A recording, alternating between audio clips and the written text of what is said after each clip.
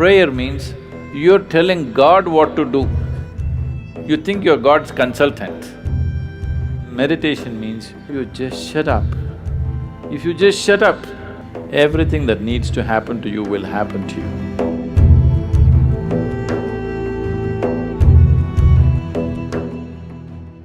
So touching that dimension which is beyond the physical means you want to touch that dimension which is the basis of the physical. When you say that which is the basis of the physical, what you're talking is that you're not interested in creation, but you're interested in the source of creation. There, if you go and stand in front of the Creator, at least there you must keep your ideas down, isn't it? Your ideas must be kept down for some time when the Creator is here, isn't it so? Isn't he the biggest idea? It's like, there was a man in Pennsylvania, where are you from? Ah. It rains, it doesn't flood there. That's why we put Seattle on the coast. Otherwise, it would flood, that place. So Pennsylvania, there was a man in Pennsylvania. Once there was a big flood and… Are you okay if there's a joke inside a joke? You're all right. The flood was beginning to happen, the water was filling up, and there was a very enthusiastic young journalist who was reporting stage by stage, hour by hour as to how the flood is progressing, Because that is journalism. Somebody is drowning, report to the world, this man is drowning, look at him drowning, take it on the video and show it to everybody how a man drowns. You don't throw the goddamn camera and get the man, no. You show the whole world how a man can drown in a flood.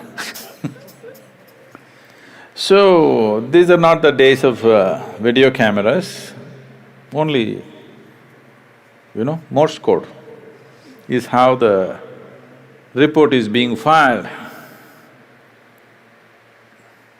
So he filed a report very eloquently, he said, as God sits and watches, the water is filling up in this part of Pennsylvania and houses are going down and this and that, and described it in very eloquent terms. Then he immediately got a response from his editor, leave the flood, interview God. God is sitting and watching, he thought he's somewhere here and forget about the flood, interview God. They didn't get to interview him, it continued. Many homes drowned, many people died, but one man survived. This man who survived went to New York City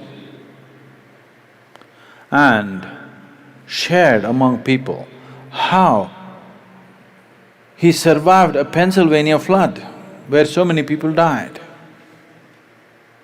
People gathered. Then he went to Boston and talked about how he survived a Pennsylvania flood, and more people gathered. Then he came to Seattle and he shared, more people gathered. Then he started his roadshow, city to city, talking and talking about how he survived a Pennsylvania flood. He became a famous speaker in America, and then naturally, every American has to write a book within their lifespan. So he wrote a book, how he survived a Pennsylvania flood. It became famous, he spoke everywhere, and his engagements became international. He became a millionaire, sold millions of books. All his life he only spoke about how he survived the Pennsylvania flood. And one day he died, not in a flood, he died. And they had an assembly. He went through the pearly gates And there was an assembly of people and there was an opportunity to speak. A few people could speak.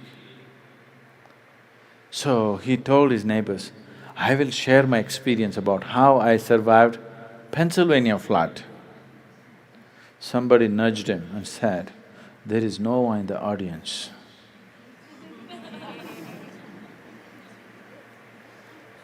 Okay? So,